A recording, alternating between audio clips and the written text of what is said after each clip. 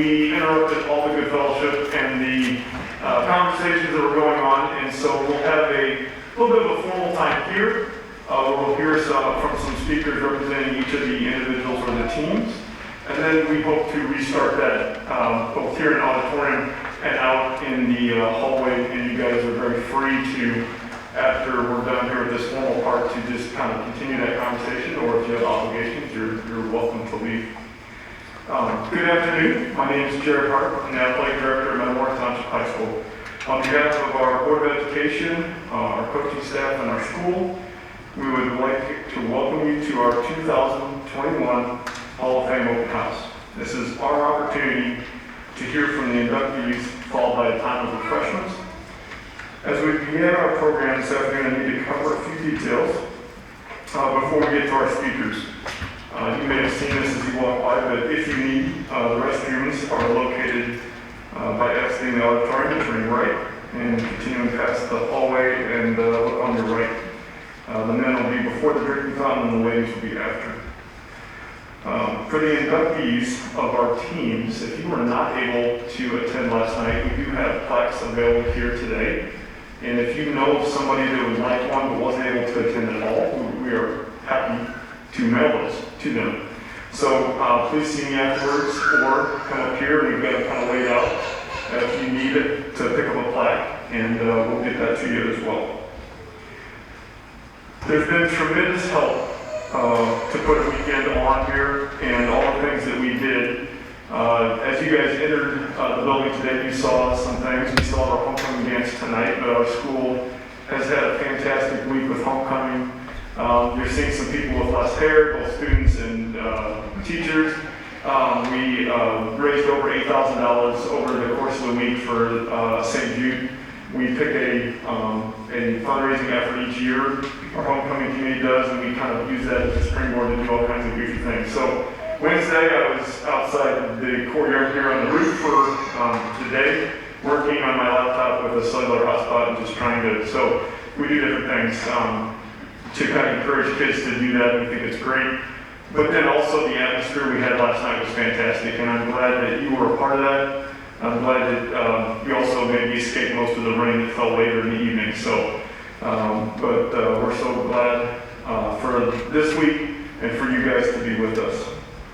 I need to thank our homecoming committee, Kelly Willard, Darcy Old, Kim Floyd, Angie Kimbrough, our technology staff, Redwood Replay, and our outdoor and indoor maintenance crews. They are responsible for the posters and the plaques and the programs, the information, and many numerous other aspects. I get to stand here and be maybe the representative of all that work, but it certainly goes much beyond me, and we're so very thankful for them and the work they did months, weeks, and even days leading up to this time. When we developed the program, we recognized the class's accomplishments through individual conversations with the inductees. An important theme about family developed for any coach or athlete to be successful. With the long hours associated with athletics, there are many times that families are shortchanged. We know that success often starts with a strong support structure from the family. I would like to ask that the families of the inductees stand and be recognized for their tireless support and sacrifice over the years. So if you're a family member of an inductee, would you stand up and just be recognized? We want to say thank you.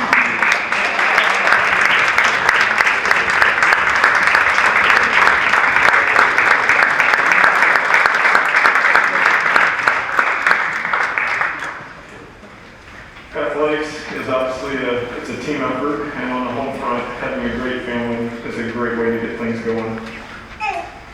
So for our speakers today, we're going to follow, roughly with one exception, the induction order from Friday night. So we're going to begin with our individuals and move to our teams, and we'll follow that order there.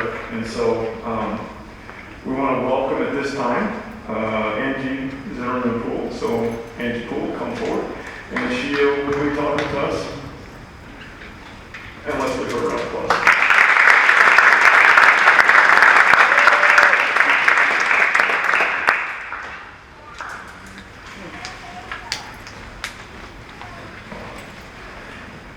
Thank you so much for this honor. It is good to be back inside the walls of MTHS. When asked where I attended high school, I am proud to say Metamora, but even prouder to say a runner under Coach Jones. My experience here provided me with an exceptional education and a phenomenal athletic experience, second to none. I came in as a shy, nervous freshman and quickly became a member of the Run and Red family, which will forever hold a special spot in my heart. My time on the cross-country team under Coach Jones was the highlight of my teenage years and excellent preparation for Division I collegiate running at Bradley University.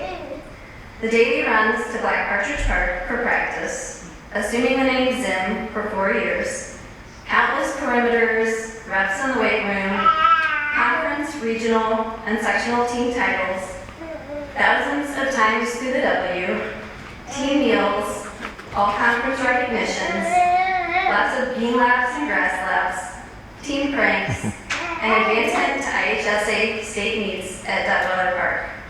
Lots of running memories, lots of hard work, laughter, some injuries, and even tears at times taught me the importance of hard work, perseverance, and dedication, which I have applied to all areas of my life. Coach Jones and the Run and Red family helped shape my life in such a positive way.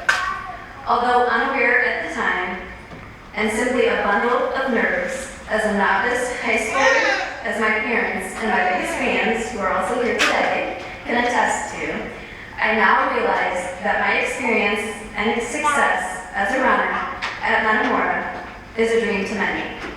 I feel truly blessed to have had this opportunity.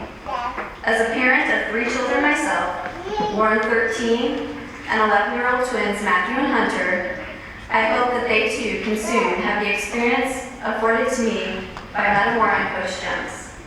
Praying he will keep on coaching and doing what he does so well for a few more years. With a career in education myself for 20 plus years as a junior high teacher and through parenting my own kids alongside my wonderful husband Josh, I quickly have learned that it truly does take a village to raise a child. And my parents, along with Coach Jones, my teammates, and their families were part of the village for me. Thank you so much for the time and energy invested in me during my high school years. I feel extremely fortunate to have the chance to have been part of the high caliber program established by Jones and continued for over 50 plus years. That, in and of itself, is a testimony to the Run and Red experience.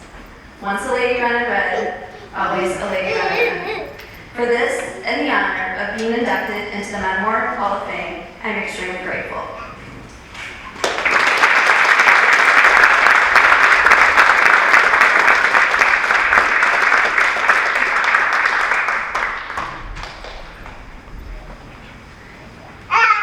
Thank you, Angie.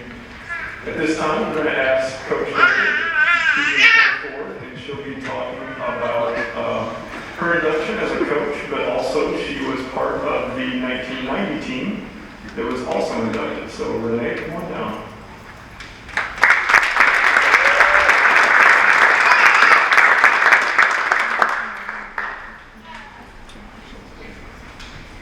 Well, first of all, I want to thank the committee for voting me into the Hall.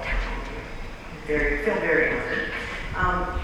I started my career in Mendota, and I was there for 9 years, and I mention this because my first year in Mendota, and a lot of people don't know volleyball was a winter sport at that time, and it had only been in the High School Association 1 year, and we competed against no classes, the whole state of Illinois. So my first year in Mendota, I had a really good 9-player team, and we got to the super sectional. And I mention that because the team that I had to beat to get into the state tournament my first year was a team that I was going to butt heads with quite often here in the Illini, and I of course didn't know that because we didn't know we were going to come to Metamora, but it was Washington. And it was like, I look back on that now and I think, wow, that was a connection right there. But we did beat them, and so that was my first trip to the state tournament. How did we get here? Well, we're not graduates of Metamora, so Tom was the first one that came, and and Rich started his teaching career, and Tom was at Millville and I was at Mendota.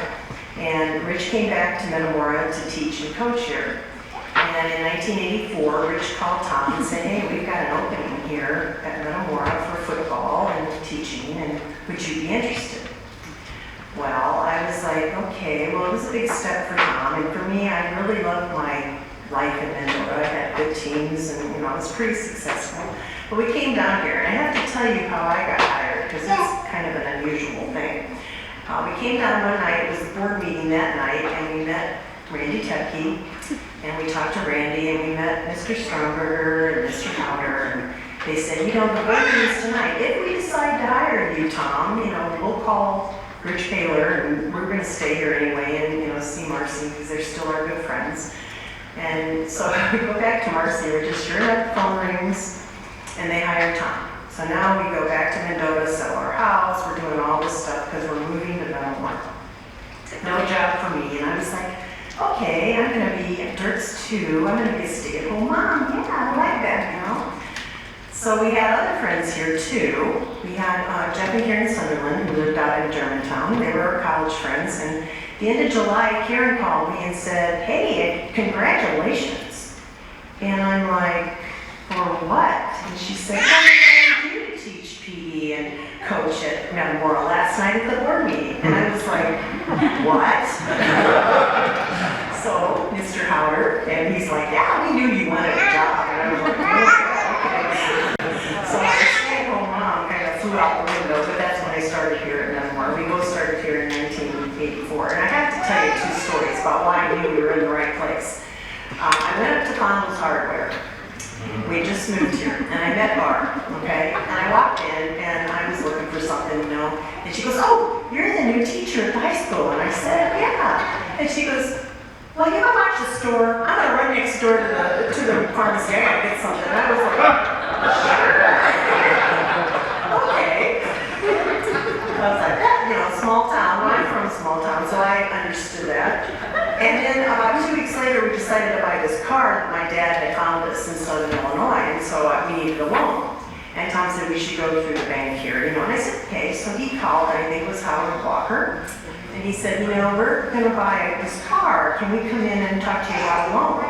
And he said, well, sure. And Tom told him how much we needed, and Tom gets off the phone and he says, you're not going to believe this, but he's just writing me a check and leaving it at the drive-up window.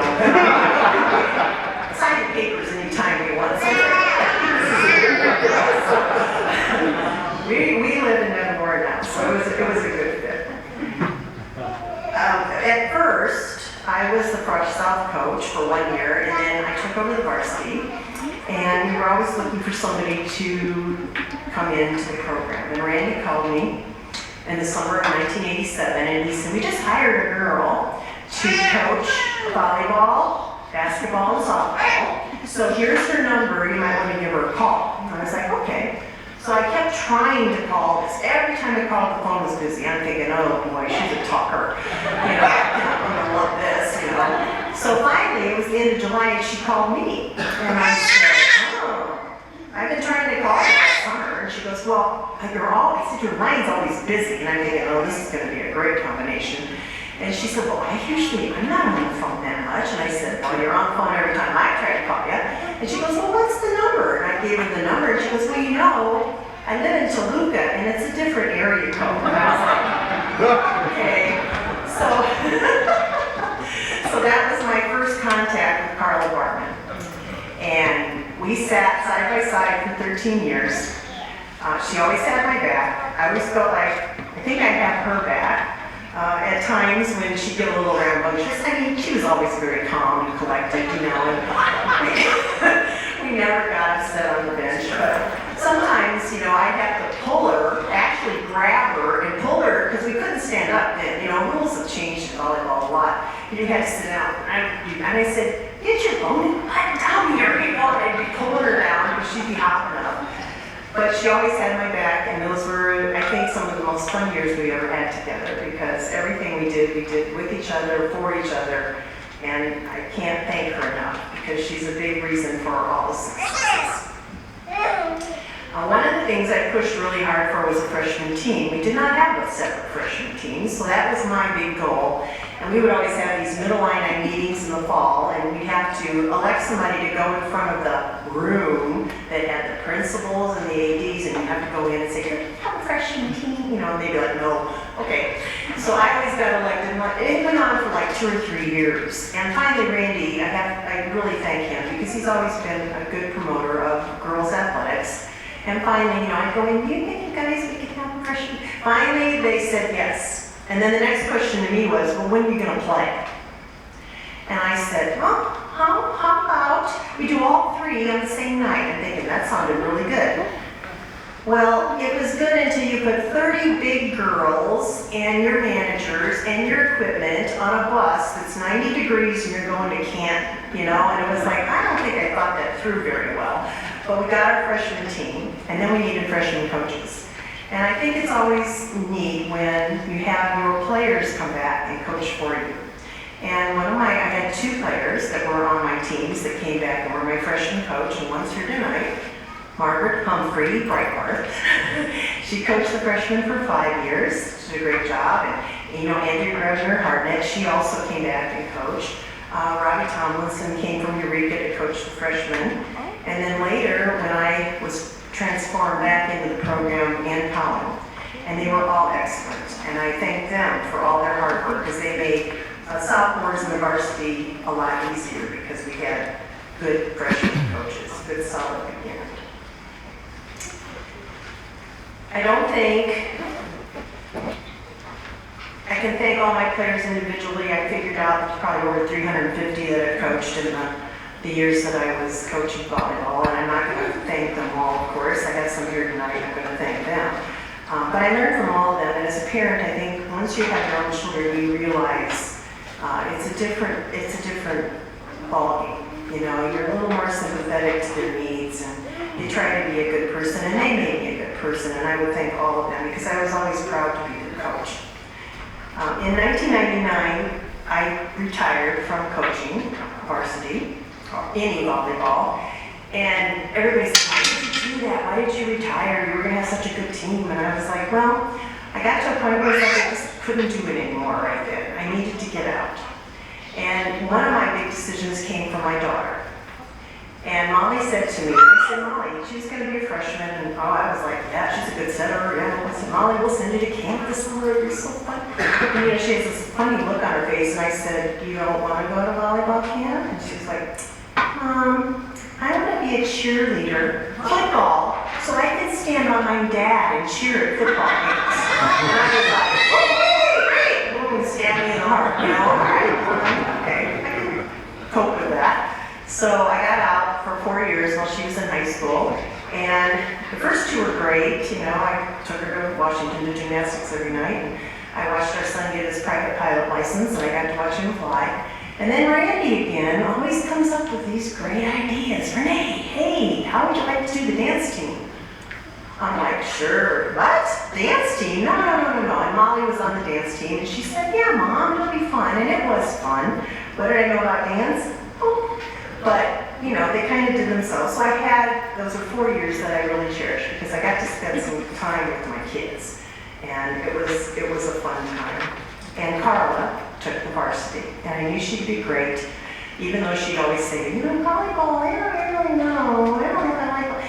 She liked volleyball, and I knew she did, and she was great, and I felt really good about her taking over the volleyball. Well, then Carla comes to me after Molly graduated and said, "What are you doing?" And I'm like, "What do you mean, what am I doing?" And she said, "You know, wouldn't you want to come back and coach?" And I was like, I don't think so. And she was like, "Oh, come on." Very persuasive, all right? So I said, "Well, just not varsity, just, you know, more, well, how about freshman?" I was like, "Oh, okay, that sounds kind of like fun, you know, basics, I could do that." I was the freshman coach for 2 days. Then she comes to me, "How about the sophomores?" And I'm like, "Well, sure, just promote me, you know." So then I did the sophomores for 4 years, and I'm telling you what, that was the most fun I think I ever had. They were the best, they were just fun, you know. They didn't, I didn't have the pressure of being the head coach or having all the problems. And the last team, they were the most fun, and their whole goal that season was to go undefeated, and they did it. And it was very good 4 years for me. I really enjoyed it. Parents, I have to thank them. You know, I think every coach knows we have really good parents that support us, and then we have bad ones, but the only ones we want to remember are the ones that were always there. And they're the ones that did the concessions and put up banners and, you know, followed us everywhere, took their daughters everywhere, and I thank all of them because no program is complete without parental guidance, and they were always there for me. Last, my family, my 2 kids, they kind of grew up in the gym or out on that football field. And it was funny because as they were little, you know, I'd take them to my practices on the weekend because Tom would have football and Dirk would put Molly in the ball cage and whirl her around the gym, you know, then lock her in, of course, and then be like, get her out there, you know. And then as they got older, Dirk got older so he could stay, and when I had tournaments, we'd take Molly with us. And Carla and I were sitting on the bench, and Molly was 8 years old keeping score for me at a tournament. And she'd say, Mom, that score's not right. She'd go, no. And I tell the coach, sorry, you know, your score's not right. And sure enough, you know, she would be right on top of it all the time. And she went everywhere with me, and we worked everything out because it was, I would call the Gunther's house in the fall total and complete chaos. There was no way to get around it. We would be like, he's going here, you pick her up tonight, you pick the kids up, I gotta go, you know, I'm getting on a bus to go to Washington, I'm gonna be gone. And the same thing happened in the weekend. So they put up with their mother and their father being fall coaches. The other person in my house that I have to thank is, of course, my husband. Without him, I couldn't have done this. I mean, he was always there to help me and be with the kids. We just celebrated our 49th wedding anniversary, which, you know, it's a big deal, 49 years. But the biggest deal is it's 49 years of Cardinal fan versus Cub fan. So we're still married. Thank God they finally won the World Series, you know, so I don't have to hear that anymore. But I think we'll be married for as long, another 40 years maybe, I don't know. But we have a great relationship, and I couldn't have done it without him. I love him more than anything. And we're having a lot of fun being retired. So I want to thank you for this honor. I was never not proud to be a Metamora teacher, a Metamora coach, and a Metamora Redbird. Thank you.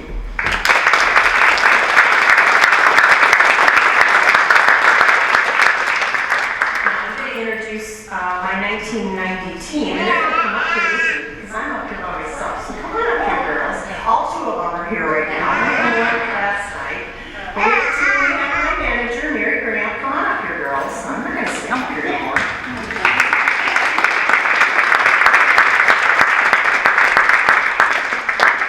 This team, for me, anywhere coming into Metamora, this would be my breakthrough team. Because finally, we had a early winning record, 29-3. They were very good, no doubt about it. Our first tournament was the big Woodford County tournament, which was like, you know. And I asked to make sure, because this happened, I remember this. We played in Washburn, and we played in their grade school, and this net was like this, and it was moving, and they hit the net, and the net would come back. So we had these terrible officials, and the net would come back and hit them, and then they'd call us in the net. And I'm like, no! And I got up, and they had these folding chairs, and I kicked one. And it just kind of went shoo right out on the court. And I was like, oh, I shouldn't have done that. We didn't have yellow or red cards. I would have had a stack of those, but I didn't get one for that. But it was good. We did win that tournament, and then we went to Streeter. We won the Streeter Invitation here. We won the consolation bracket in Jacksonville. We only lost 1 game. We won that. We were conference champs. And we were regional champs, and we were the first volleyball team to ever win the sectional to get into a super sectional. So we were basically into what would be the Sweet 16. And we lost to Springfield, Sacred Heart, Griffin. In 3 games. So it was good. This is Margaret, Breitbart, Humphrey, Breitbart. Henderson. And Mary Grant was our manager. They were really hard hard-working group, I'll tell you. They had a lot of energy. They had big hair. Oh boy. I've never seen girls. You can see if you saw their picture, it's like, And last night I learned something that I didn't know. I just always kind of wanted to do weird things with uniforms, and so I got them these white and red striped uniforms. And I thought, I didn't think they liked them. And they were like, last night, telling me how much they liked those uniforms. Since all these years, I thought, ooh, they didn't like those uniforms. But they really did. So they were very good. And they deserve this. They worked very hard. And I'm very proud to say I was their coach.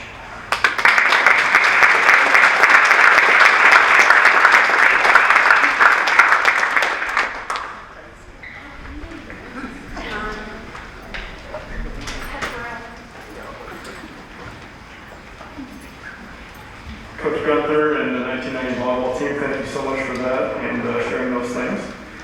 Transitioning to our teams now, we're going to have Kyle Shove come up and he's going to be talking about the 2003 boys tennis team.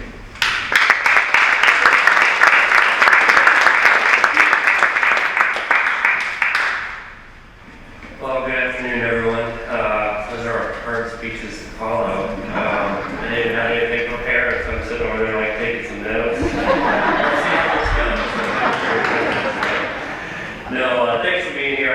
I'll speak for the team and really appreciate the honor.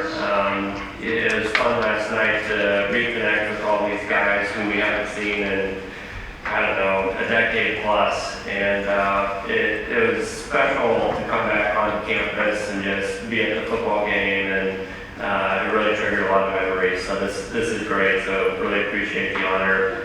I'll start with some gratitude. A lot of people helped make this team successful. We'll start with the parents. There are some here today, but having our own kids and just having the constant shuttling back and forth to practice and making sure that there's water bottles and all of the little support items really made a difference. And so I know some of you are here now and great support. Good memories of Ty's mom, probably screaming, I don't know how many rackets, but it was just like a sweatshop with racket screen, and you always did it, and it was fabulous. So thanks to the parents.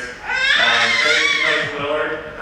We definitely would not have been as successful without your guidance and your, just always pushing us to get out and practice and play. And I think looking back on it, you really made it fun for a lot of us. Coach Willard. I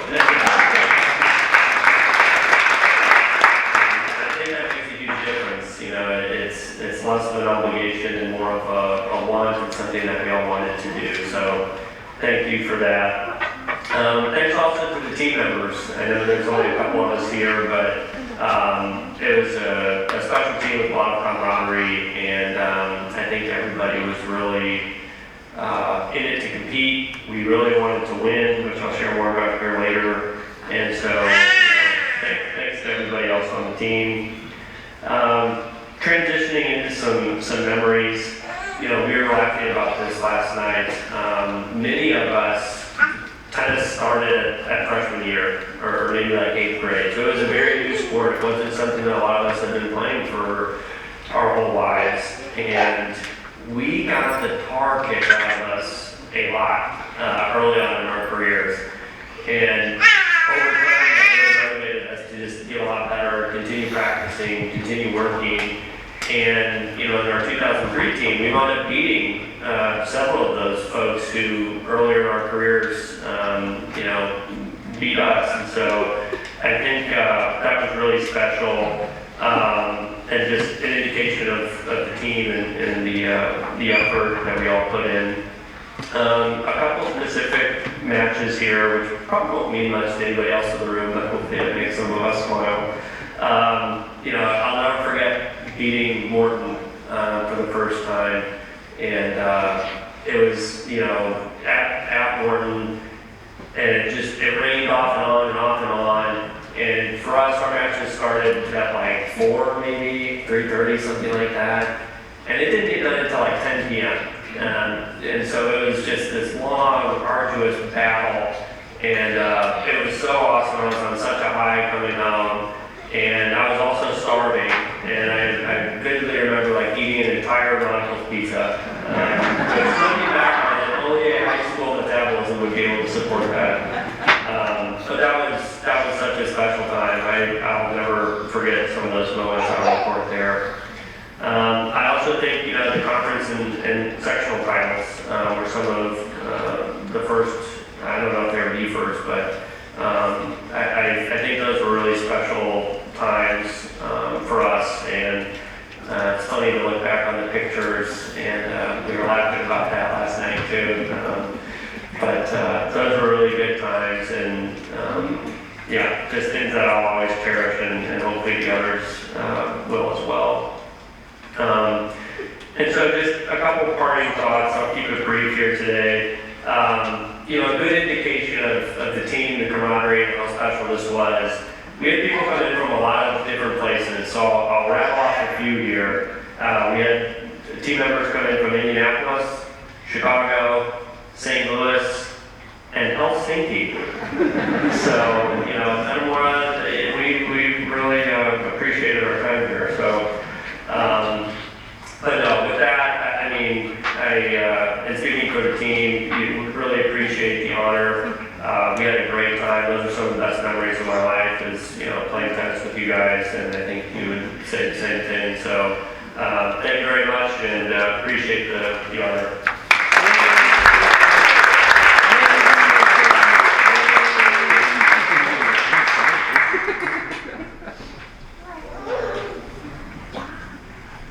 All right, thank you. Coach Humphrey and 1976 and 1977 football team. He's going to start things off, and he's also going to have a new player come up. And so anyway, here's Coach Humphrey, 1976 and 1977.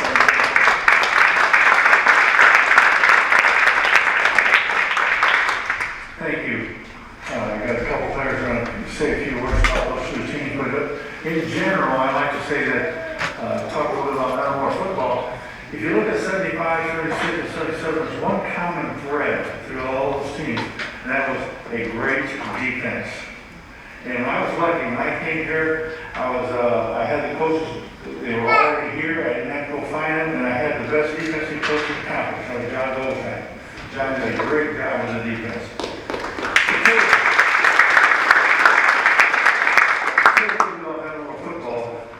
When I left Metamora, I ended up at Carbondale High School. And one of my jobs there was ticket manager for the super sectional and the tournaments and whatever. And we were passing out tickets for the super sectional, and East St. Louis was in the super sectional. So they had to come down and bring their tickets that they sold and give me the money, whatever. They gave me a coffee can and whatever. And he looked at me and he said, Larry Strong. I was blue. So he was known throughout the state of Illinois. Metamora football is known throughout the state of Illinois. I've been in 8 schools, and each time I had to go through the Metamora football and tell you how much I enjoyed it, how much they played, and it's known throughout the state now. When we first started, nobody knew Metamora football. The first year we went in the playoffs, somebody said, well, you'll never get past East St. Louis. If you do, you never get past Geneseo. Well, we got past East St. Louis and Geneseo, we didn't have to play, so it turned out well. I think that these teams had a tougher way to go because of the reputation of Metamora football. In 1975, nobody heard of Metamora football. Now, in 1976, after the state championship, 1977, after the state runner-up, people knew about us. When they came in here, they were ready to play. Well, I've asked Scott Bartell to come and say a few words about Metamora football.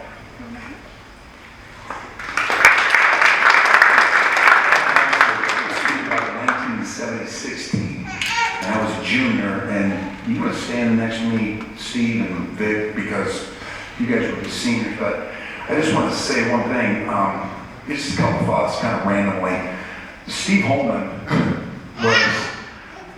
started defense as a junior and was instrumental, but about the fourth or fifth practice in, Steve was going to be our starting fullback. And if you know anything about Metamora football, it all revolves around fullback. And if you get a fullback that's can run over people and is faster than everybody, you're going to have a very successful team.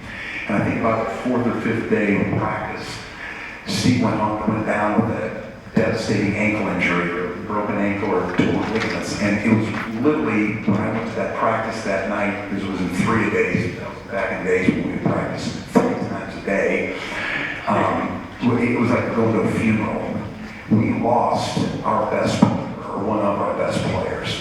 And I'm just going to pause right there. I've coached at 3 other schools, played college football. And what I learned from that is tradition promotes and builds players. And what happens is people just step up and step in. No questions asked, nothing going on. And to have a blow like that to our team by losing Steve would have turned most teams into like a 5-5 and barely a 500 team. But, you know, Steve participated, came, supported, was on the sidelines, literally running up and down the sidelines, hobbling on his ankle, cheering us on, and, you know, didn't go into the tank or anything. But everyone talks about the 1976 team because the first round of the playoffs were playing moments. And in those days, the first round of the playoffs was on a Wednesday night. You played Friday. If you won Wednesday night, you played on Saturday. So we played 3 games in 6 days, I think it was, or 7 days. And so we're playing moments, it's at home, you know, that crowd, big, all that kind of stuff, you know. And we had a 20-game win, or 25 or 26 game winning streak, because we hadn't lost a game since 1974. Won them all in 75, and in 76, and we're playing moments at home. And we're losing 21-0 at halftime. Bunch of people went home, you know, half the people were gone. But the one thing that sticks out in my mind, people ask me, well, what was it like in the locker room? You're behind 21-0. What's happening? The coach is screaming and yelling at you going. It was the calmest locker room I'd ever been in my life. The coaches weren't screaming. Of course, we fumbled 3 times. I fumbled twice inside the 10-yard line in the first half, making sure it goes into touchdowns. But Coach Humphrey basically walked in the room and said, here, this is what we need to do. These are the adjustments that we need to make. No panic. No one pressed the panic button. No one's worried. And I remember in tradition, when you're behind, people step up throughout games and make plays. And one play that sticks out of my mind is Jeff Silver took off, running 87 yards for a touchdown. Jeff Silver had one person to beat to score that touchdown, and it was a weak safety. Jeff was fast. But guess what? Vic Frederick was faster. He was an offensive lineman. Offensive linemen are not supposed to be fast. They're supposed to be slow. And Vic Frederick ran past Jeff Silver. And now Jeff Silver was like a 100-yard, 200-yard champion. Vic Frederick was in the Hall of Fame here as well for track and basketball. I think it was ran past him, blocked the safety, ran into safety, and Jeff ran in the end zone, and we ended up winning the game. So those are things that I've seen noticed, because when you go other places, the culture here is unique, and it's just not in football, it's like in volleyball, women's sports, everything is. And the last thing I want to say, and I just want to, this is something, a story that I share a lot of times just in my coaching to people. Don't ever quit and give up. If you're a young person that's playing right now, because we played JFL, Dan and I were the first to play JFL over in East Peoria when I came here in 1973. And Coach Humphrey was not a real big proponent or supporter of JFL, because you get like 4 or 5 kids and they play, and you wouldn't get anybody out in high school, and they'd have bad habits and all that kind of stuff. So anyways, we wanted to play JFL. And there's a particular player in this JFL team that he was the rock star. He was a superstar, and he scored all the touchdowns and all this kind of stuff. He was a year older than everybody. So we come in here, we play freshman football. We got 80 kids, and this guy, Ken, continued on, scoring. But we also had a 5'2", 5th string defensive back that didn't play. Our sophomore year, we had to sit down and convince this guy, hey, you got to give it again, got to try it again. Now he's like about 5'4", a little bit bigger. Now he's playing in the line, but he's not a real good lineman, and plays a little bit, starts a little bit as a sophomore, doesn't play a lot. By the time this young man became a junior, he's now starting at offensive guard and nose guard, both sides, both ways. And the guy that was the superstar in 8th grade, basically everybody caught up. He never got better. He never got built. He never got in the weight room. Didn't run. Didn't work out. And that guy that I'm talking about is Tim Burnett, 6'2", 195 All-State nose guard his senior year that did not play or played just a little bit his freshman year. But I make that point because tradition builds culture. Culture builds people. People have to step up and step in and play the game. And Tim rose to that occasion, so that's my thing I wanted to say about the 1976. Tim, you need to step forward and wave, so thank you.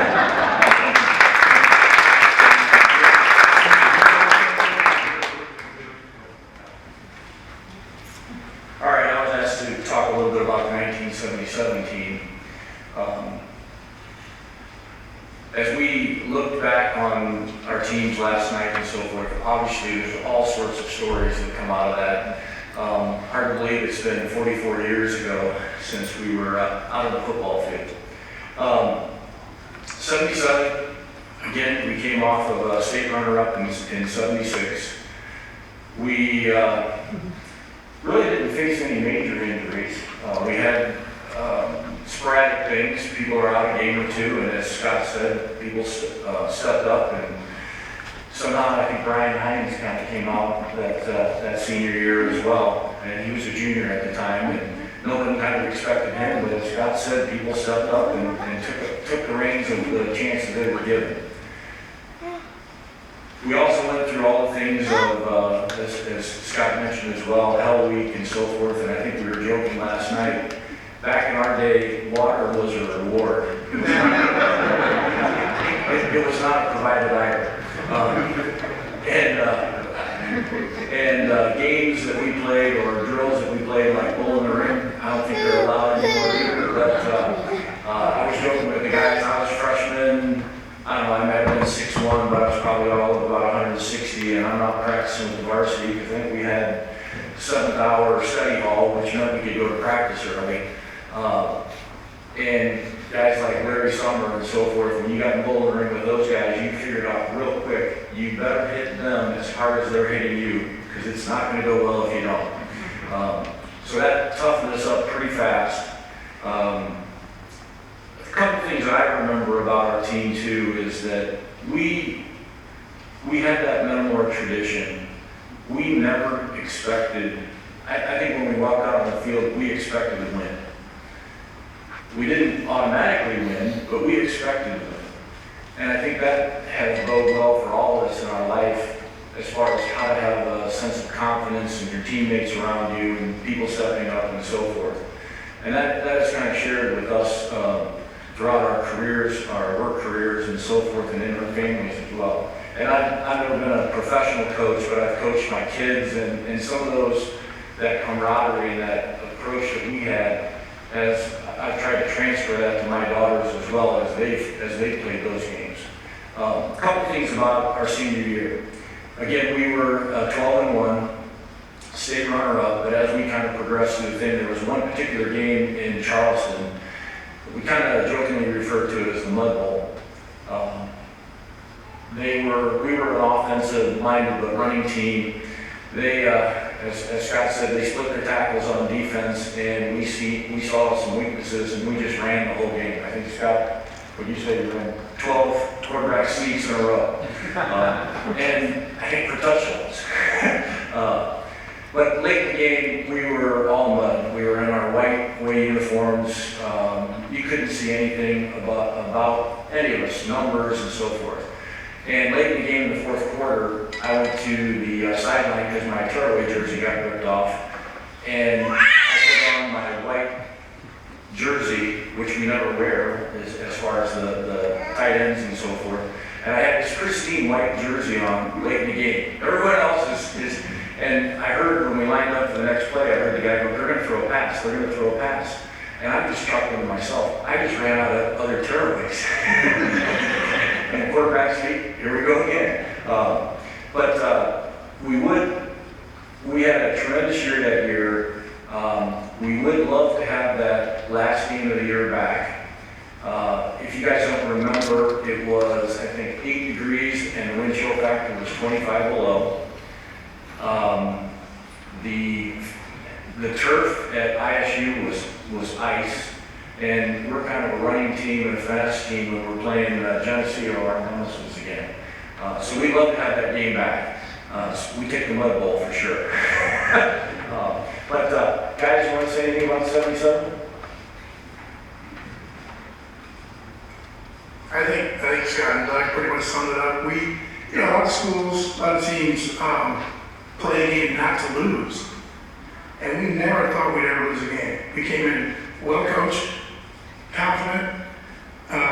We planned the game really well and executed really well. Like Doug said, if we had another shot at Geneseo, we'd love to take it again. But how many of you, Doug mentioned tearaways. How many of you don't know what a tearaway is? All right, well, you know what? Things are lucky day. Renee mentioned cool uniforms. You guys ready for this? This was right here. That's what we wore with the shoulder pads. And I don't know, Coach, what year did they outlaw these? They were shoulder pads. We had a lot of teams that would grab us and rip these off. And we had a pile on the bench. Like all of the skill players would have like 6 or 7 tearaways lined up because you got to put them on probably every Thursday now they rip them off. So again, I want to thank everybody for putting us in the Hall of Fame, and I just want to say Metamora's a great school and appreciate the honor. Thank you.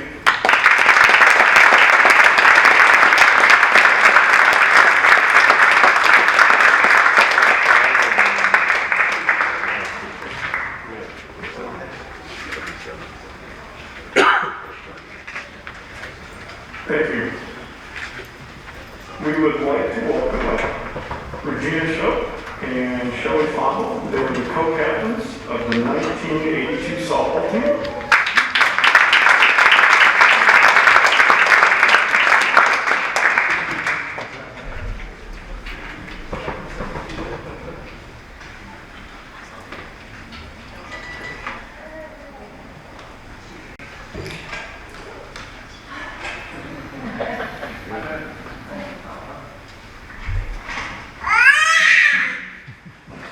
Good afternoon and welcome. I would like to take this time to thank the Hall of Fame committee, staff, teachers, coaches, family and friends, and guests for being here today. As one of the co-captains of the MTHS 1982 softball team, I have very fun and memorable moments of being part of this team. We as a team were able to accomplish many of our goals, win many games, and have fun while we did it. To our coach, Mr. Tuckey, I want to give a big shout out and a sincere thank you. When Coach reached out to Regina and I, after almost 40 years since high school, to tell us we were about to be inducted into the Hall of Fame, he asked if we'd be willing to make a couple of speeches. I thought about it, Regina thought about it. We had the exact same thoughts. We don't say no to Coach. Our respect for you is immeasurable. And we were happy to do our part for this weekend. So thank you, Coach. We had all different age groups and personalities on our team. We learned to work hard and play even harder. We had great support from MTHS, our family, our friends, and especially our local community and small businesses. It has been great to reconnect with teammates and coach this weekend and reminisce about some of our fondest memories. With determination, hard work, and lots of humor, we had a great ride. We shared plenty of jokes and laughs. And one in particular involved a toilet seat and some saran wrap. Thanks for the memories. Enjoy this afternoon. Enjoy this moment. Thank you.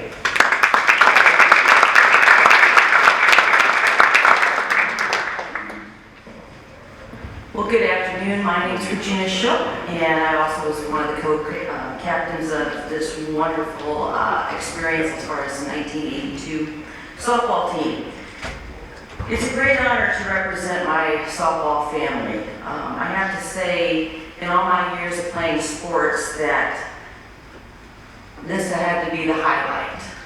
And to be told that you're going to be inducted into MTHS's Hall of Fame was huge. I mean, I'm glad they did it now, because in under 10 years I may not be able to talk about anything or remember what we did then, but I appreciate it now. So, but thank you for that.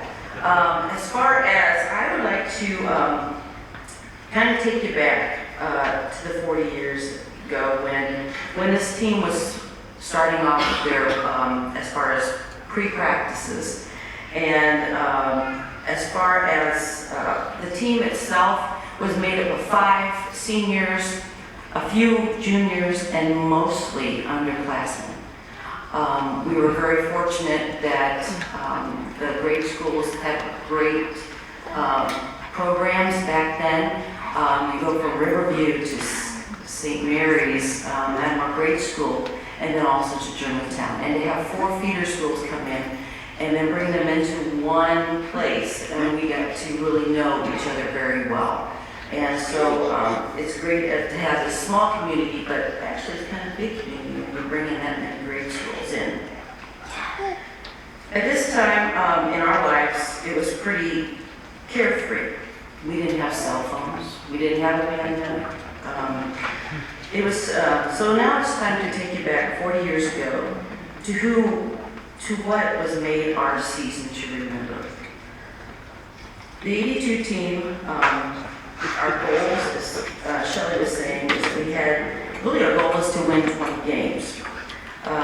Winning the 4th conference championship and just win a regional. And so we knew at the beginning of the year that we had some really special mix of people and players in our dugout, but we wanted more. It didn't stop at regional, we wanted to go to state. Back in the day, as I'll say, we would start our preseason in the old gym. We would be hitting softballs against the wall and pitching on a made-up little mound. And then, as you know, when you're starting the season, it's in April, and I know the football players are used to the cold weather, but us little fragile softball players are not ready for that cold weather up there. Especially when you have to have your bare hands and trying to grip a small little, well, it's not small, softball. But as far as when we moved out to the field, you have to remember back in 1982, we didn't have all of these fields back here. We had a route field, and so every day we had either get in the back of Tuckey's truck, which is not legal now to put a bunch of kids on the field, or else we walked from the high school to the grade school. And I have to say, those are probably some of the most memorable walks because we laughed, we sang, we listened, we talked. And every day was a little different group that you might have went with, depending on who got out of school earlier. And we walked down, and that's how we really built our camaraderie and our team. And I would be walking with the freshmen, and we were building each other's confidence up. And so when we got to the field, there was Tuckey making sure that it was pristine. You know, he was a wonderful preparer for the field. And he put us through the rigors.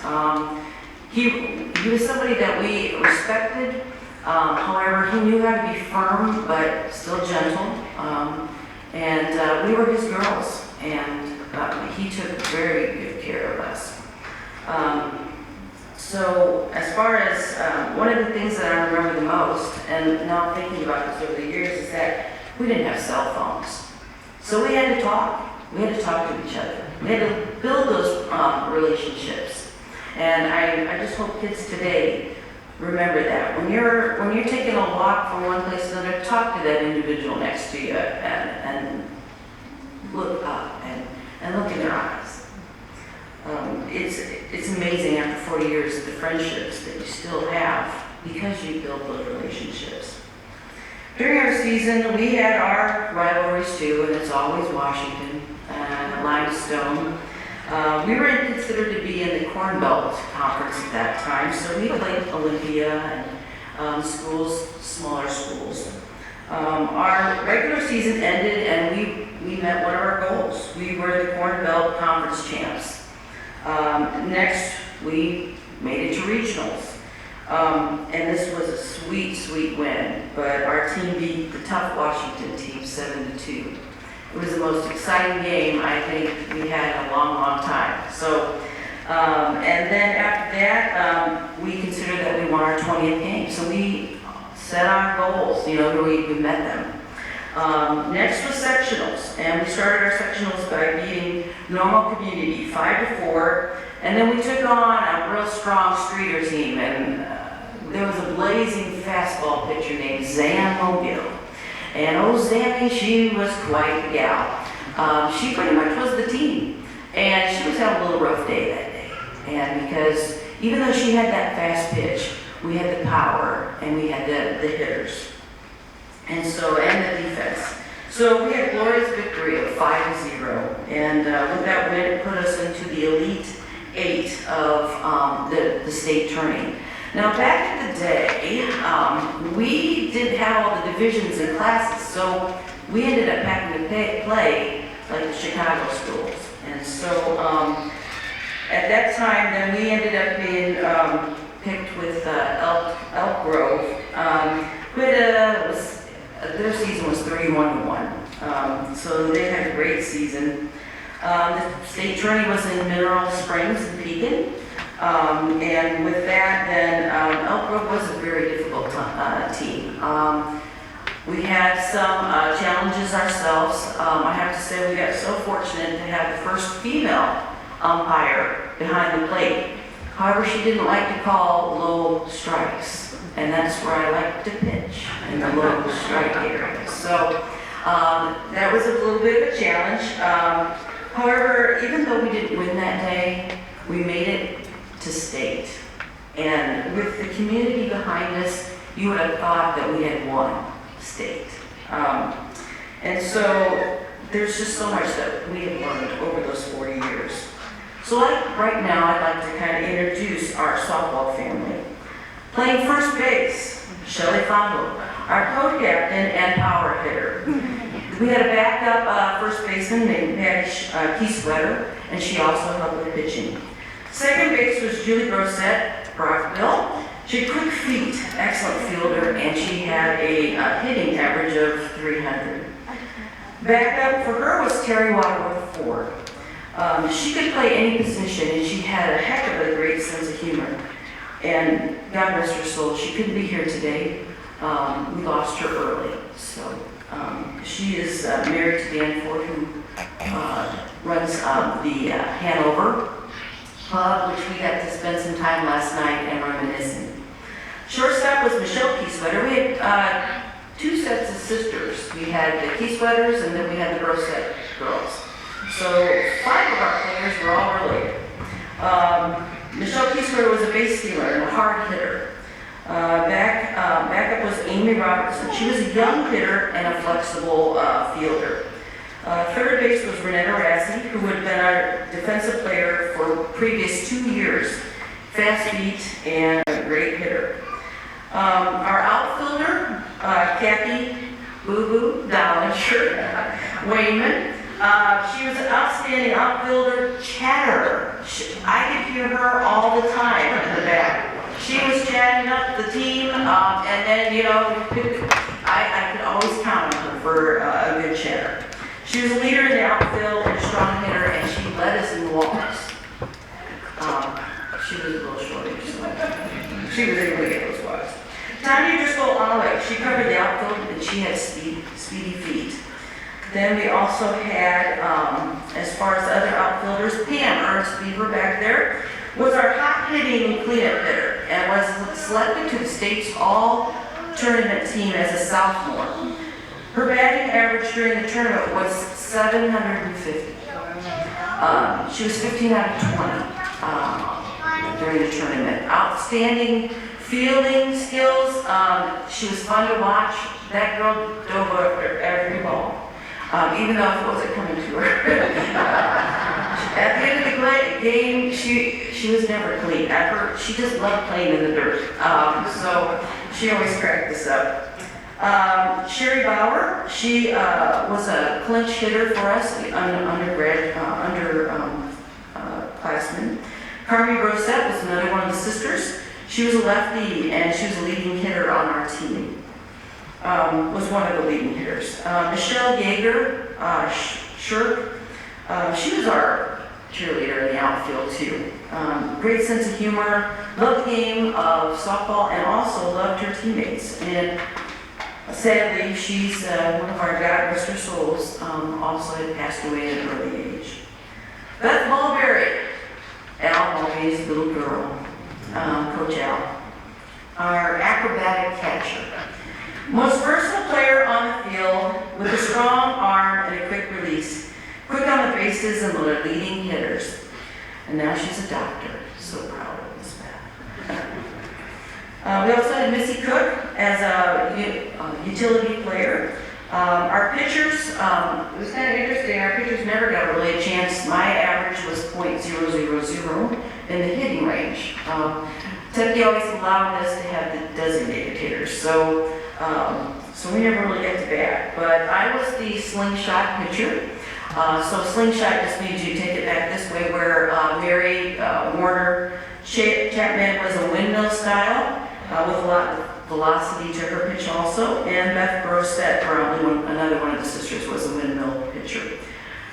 This team itself was made up of a lot of individuals, but as a team, we came together and we had the best times. There weren't very many worst times. And when we had a bad night or a bad game, we all came together and we lifted each other up, and we became an outstanding team and a family. And I appreciate each one of your efforts and your friendships over the years. And I think Shelley has one more thing she wants to say.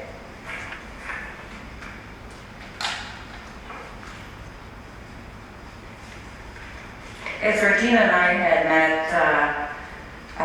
before this induction into the Hall of Fame, we reminisced and found some articles. This one in particular was a letter to the editor almost 40 years ago.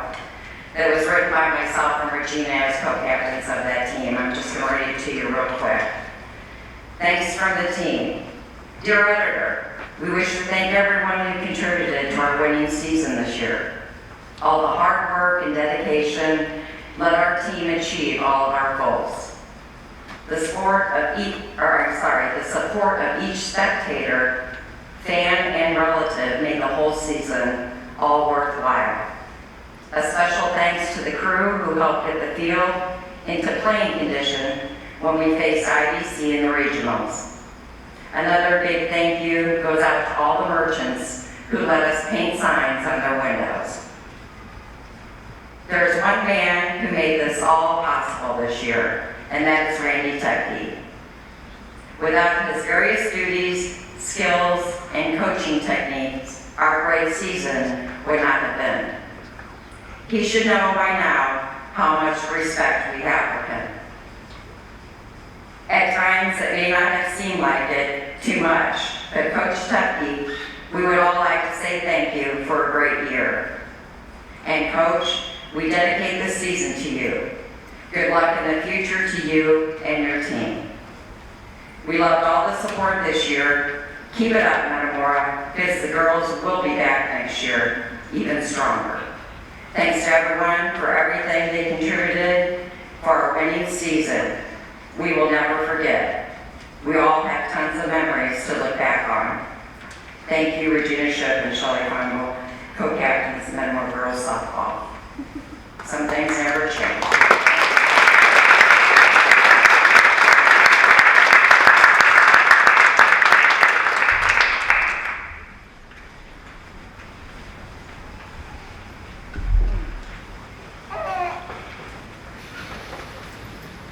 Well, we thank you for your time today. We thank the speakers for imparting the humor, the memories, just those positive things that happened in that short time when you were here at Metamora Township High School. So, well done, as should be expected. Thank you so much. This kind of concludes our formal time. We'll kind of just move back into you can move around, you can be visited. We'll open up the courtyard, you can be outside, and again, if you have obligations, you are welcome to kind of leave the facility. Thank you so much for your time today. Congratulations.